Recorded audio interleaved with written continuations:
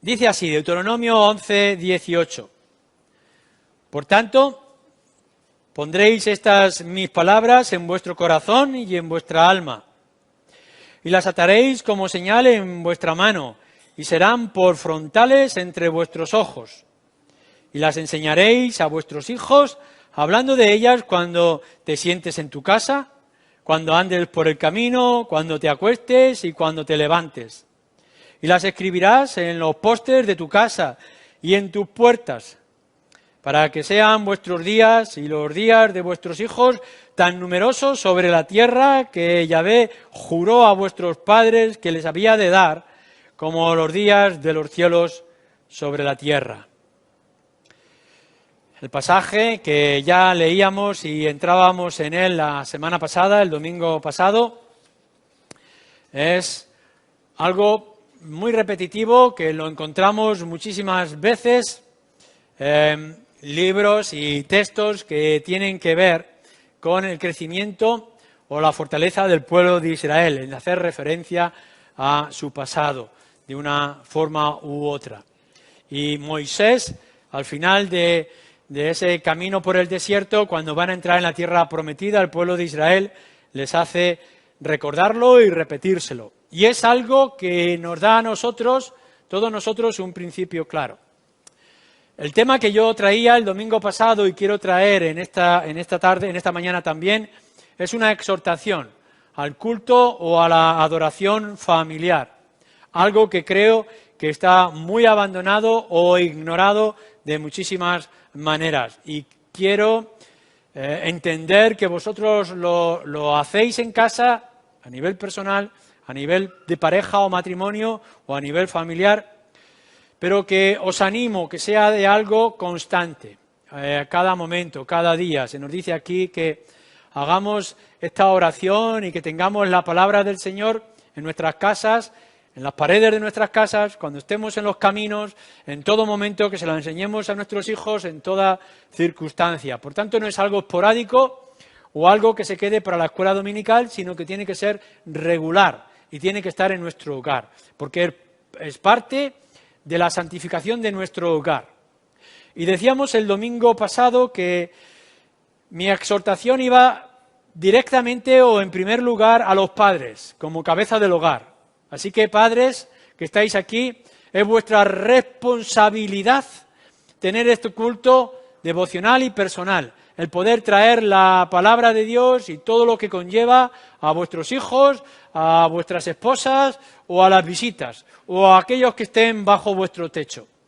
Y si no están los padres o los maridos, o si ellos no son creyentes, esposas, mujeres creyentes, levantaros y poned vuestro lugar y traer las cosas espirituales. Si los demás en la casa por diferentes razones no lo hacen, vosotros tenéis el deber de hacerlo.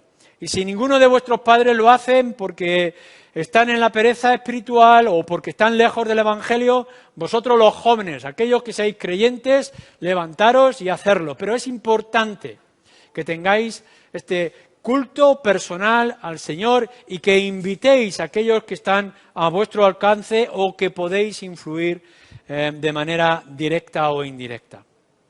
Porque esta es la idea que se encierra en estos versículos que hemos leído. Pero yo quiero que avancemos un poco más en esta exhortación muy seria y muy urgente que yo os traigo a todos vosotros. Cuando estamos hablando de culto y estamos hablando de esta adoración familiar, ¿en qué consiste? ¿Qué elementos esenciales o fundamentales debe de haber para que sea un culto agradable a los ojos de Dios, que es ante quien se dirige? Bueno, en primer lugar, creo que debe de haber oración. Tiene que haber oración en vuestro culto. Oración antes de empezar vuestro culto, pequeña reunión. Oración durante vuestro culto y oración después de vuestro culto. Con ello quiero decir que Aquellos que vayáis a dirigir ese culto, ya sea personal, de pareja, familiar, con invitados, ora al Señor. Busca que la oración sea parte de tu vida y trae las peticiones o la ayuda, busca la ayuda del Señor antes de tenerlo, porque es un momento muy importante. Pero después, cuando tengáis el culto, busca también momentos de orar. Anímate a ti mismo. Oblígate de alguna forma. Y animando y obligando también a los que están contigo. Quizá no puedas obligar a alguien que tenga que orar si no quiere orar, pero que facilites el camino para que todos los que sean parte de este culto tengan como esencial la oración. Y después, cuando termines, busca también la gratitud y las peticiones al Señor. La oración tiene que ser el elemento constante, es nuestro comunicarnos con el Señor.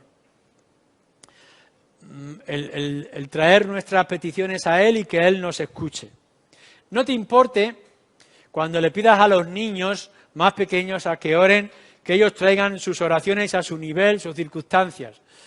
A veces el niño va a orar por lo que a él le preocupa, que no es lo que a ti te preocupa. Quizá su situación en el colegio, quizá su pelea con sus amiguitos o quizá otra historia que esté en su corazón. No importa. Lo importante es que él vea que puede acercarse y dirigirse a un Dios que escucha, a un Dios que atiende y que él lo haga a su nivel. Tú ya tendrás otra oportunidad en tus oraciones personales a traer lo que te preocupa, la factura del teléfono, la situación del trabajo o alguna enfermedad tuya o de algún familiar. Ya tendrás tiempo para hacer esas oraciones, pero anima a tus hijos a que oren o a las visitas que están contigo. No intentes corregir sus pequeños defectos, sino que ya los trataréis en otras circunstancias, pero que se ore de manera regular. No hagas que tus oraciones sean demasiado largas.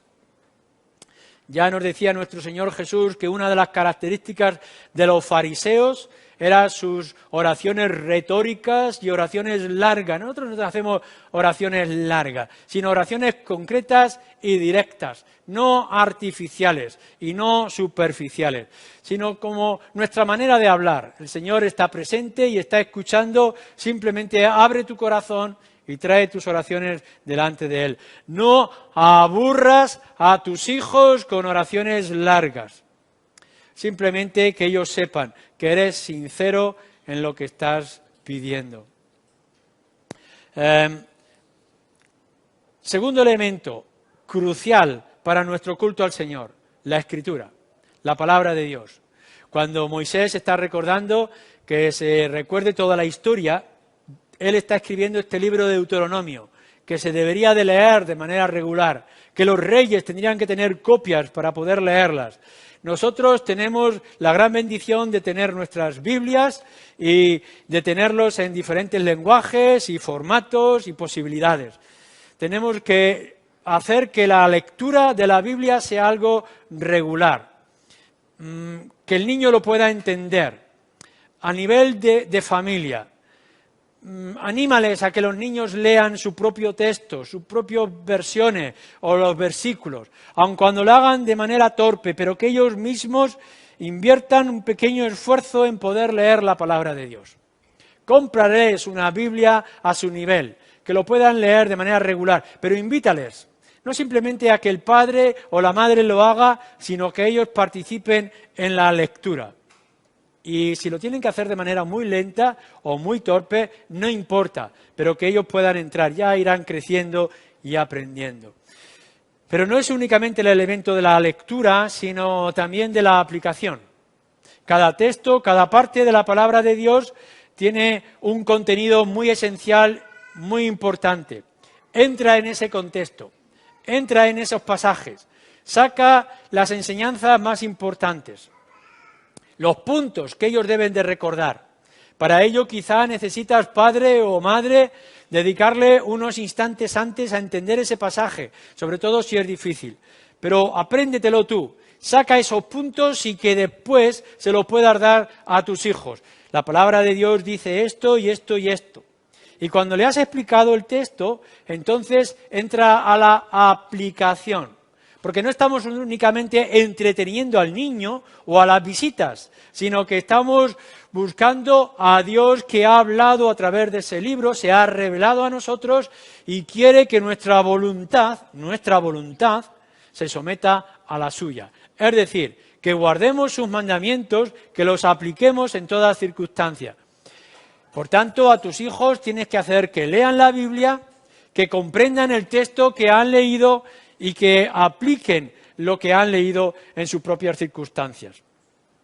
Y cuando estamos hablando de aplicar la Escritura, es importante que siempre llevemos a nuestra familia o visitas a Cristo, porque toda la Escritura nos habla y nos dirige al Señor Jesucristo. Ya sea un sacrificio del Antiguo Testamento, ya sea un mensaje profético o ya sea una canción de los Salmos, todo ello tiene una dirección que nos lleva a Cristo y que nos lleva a la cruz.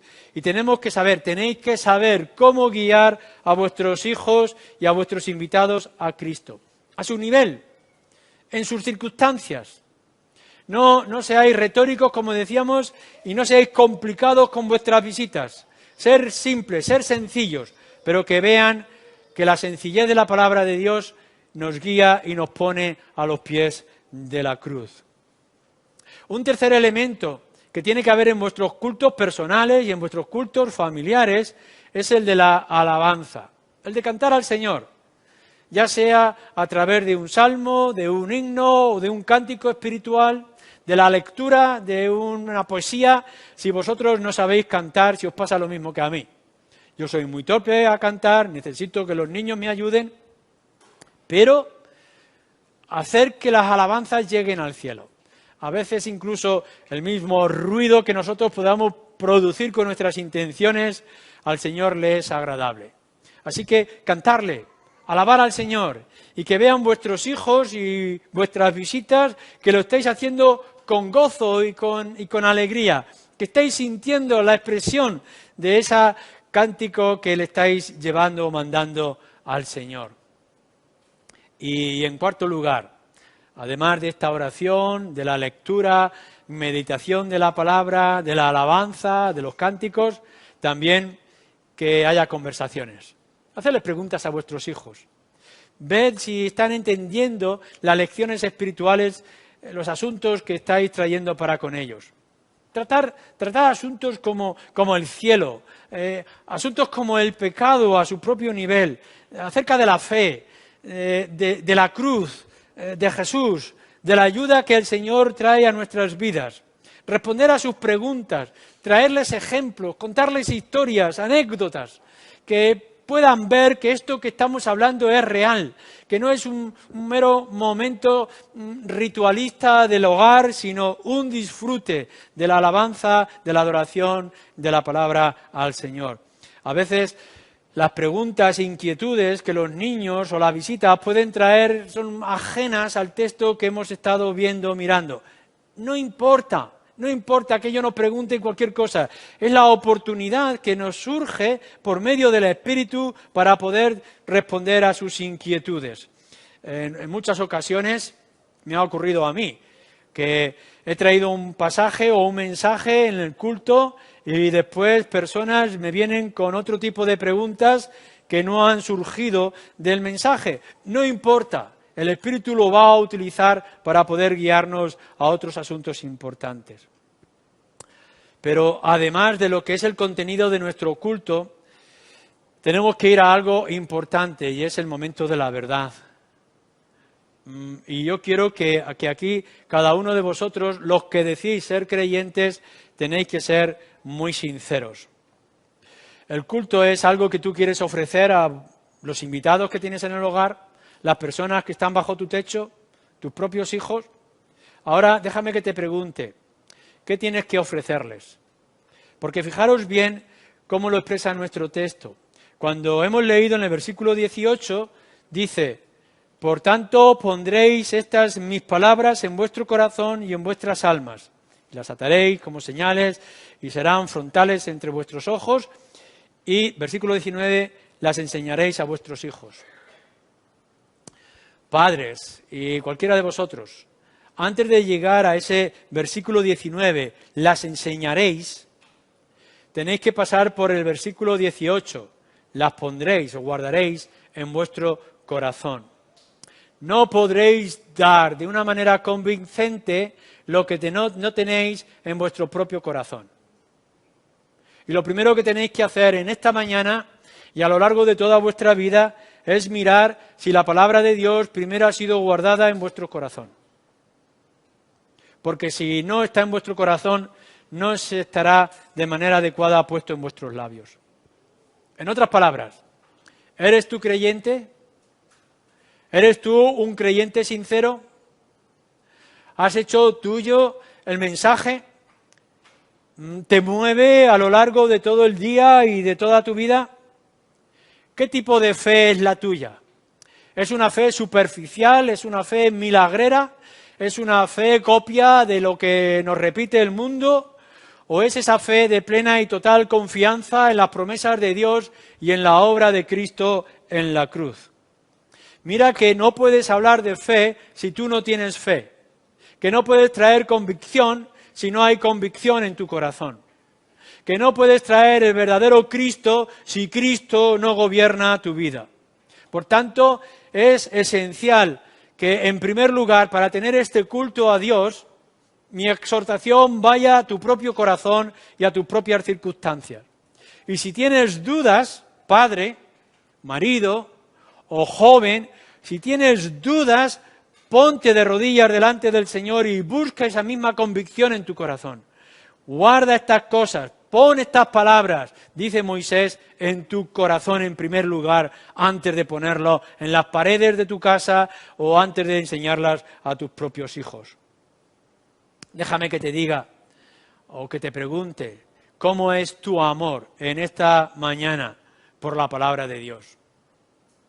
¿Simplemente porque lo aprendiste de tus padres en una escuela dominical? ¿O porque estás imitando a lo que otros hacen a tu alrededor? ¿O es el amor a la palabra y el conocimiento de la palabra el alimento diario para tu alma? ¿Dónde está la Biblia, tu Biblia en esta mañana? ¿No ha pasado en muchas ocasiones que después de varios días te preguntas dónde está tu Biblia? ¿Cómo es posible que alguien pierda el alimento o la medicina que necesita cada día?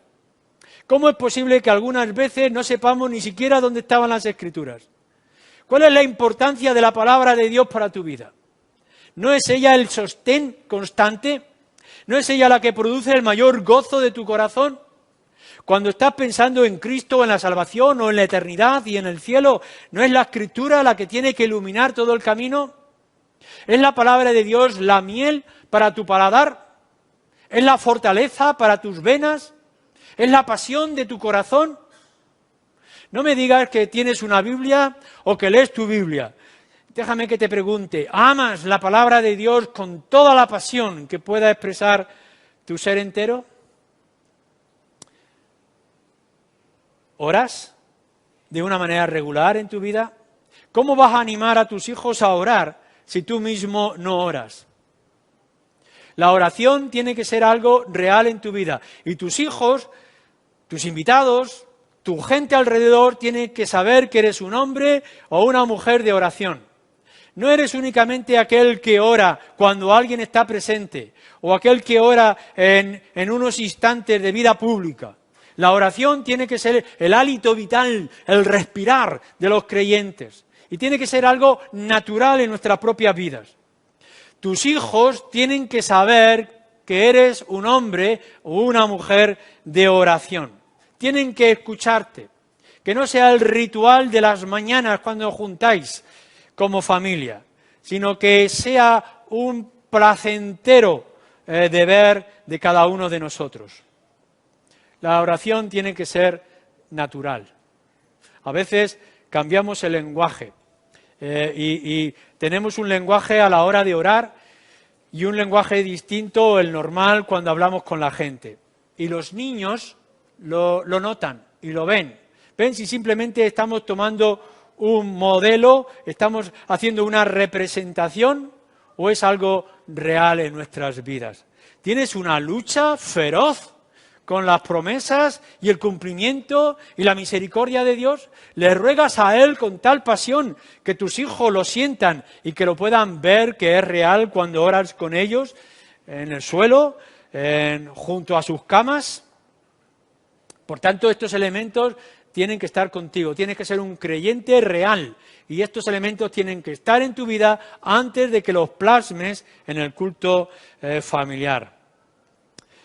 Déjame además que también a la hora de la verdad haya un amor sincero y real, abierto, público por tus hijos. Amor por tu gente.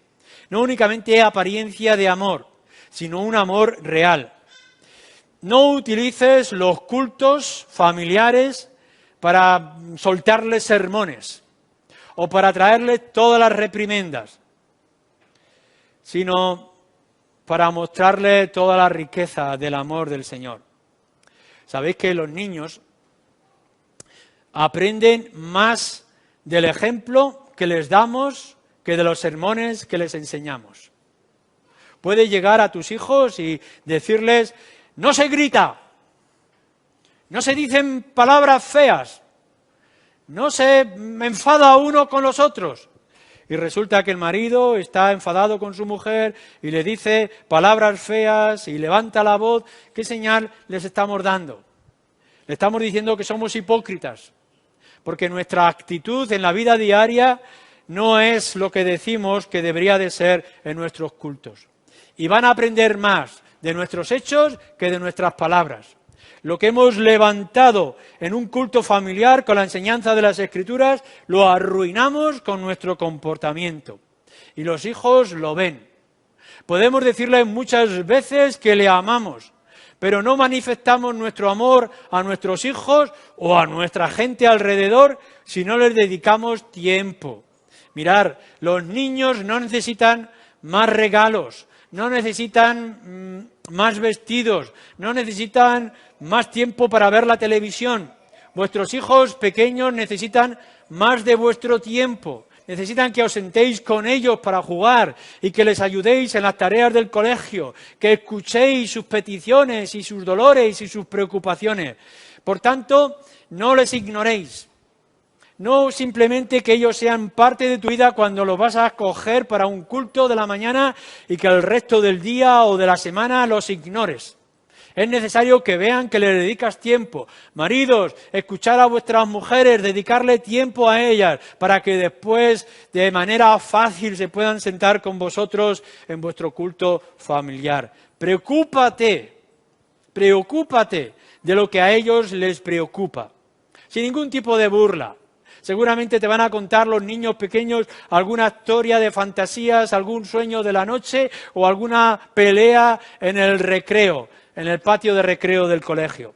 Escúchales y ayúdales a su propio nivel, que puedan ver que tú estás con ellos en esas circunstancias. Y si esto es así, luego ellos estarán contigo cuando hagas la oración o el culto familiar. Tómatelo en serio. El culto familiar es algo importante y es crucial. Y por tanto requiere a la hora del momento prepararte tú mismo, prepararte a lo largo del día. Y mira que las horas antes y las horas después o el resto del tiempo seas una persona digna de dirigir ese momento o esa circunstancia. Tienes que orar para ti mismo y tienes que orar por ellos. Ruégale al Señor en privado para que tus hijos, tus invitados de ese día puedan escuchar lo que tengas que decir.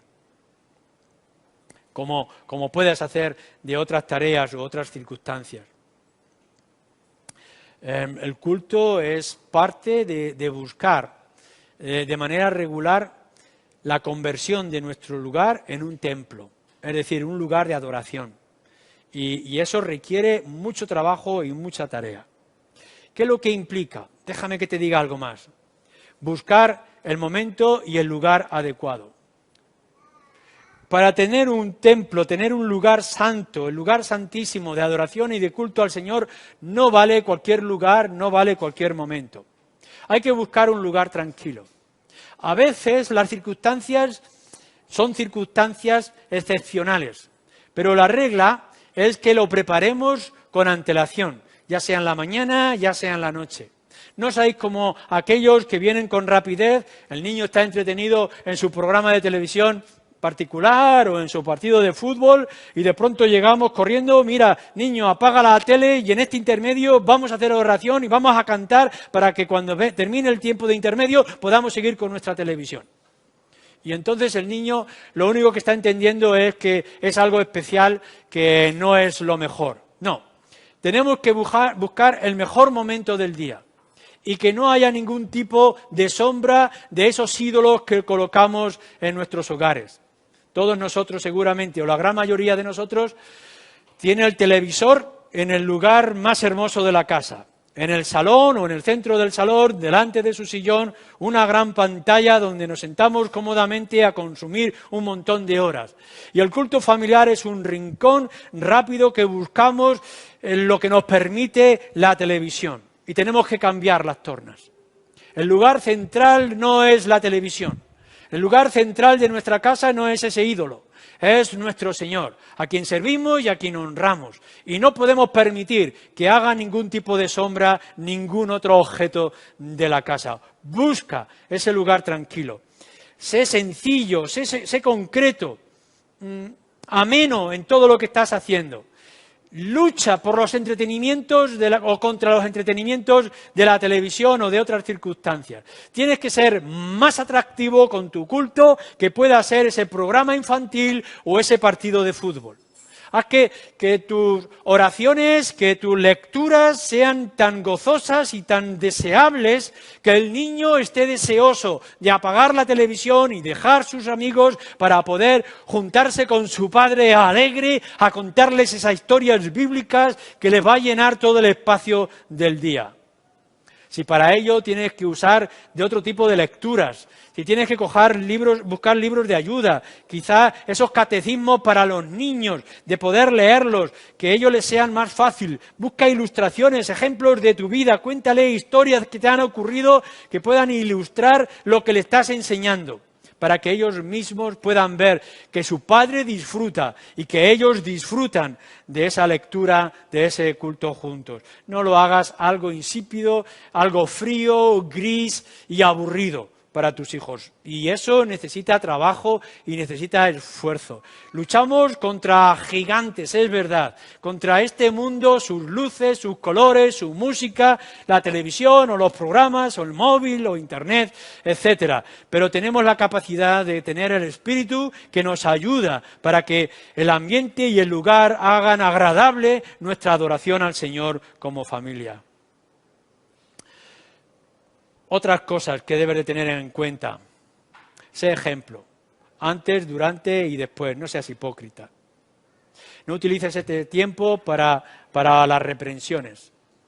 El niño se ha peleado, el niño ha hecho una mentira, el niño ha roto algún objeto y tú tienes que regañarle y tienes que castigarle y tienes que ser severo, pero no aproveches el culto para hacer reprimendas. Que el niño no relacione la gracia y misericordia de Dios con tus enfados y tus gruñidos y tus quejas.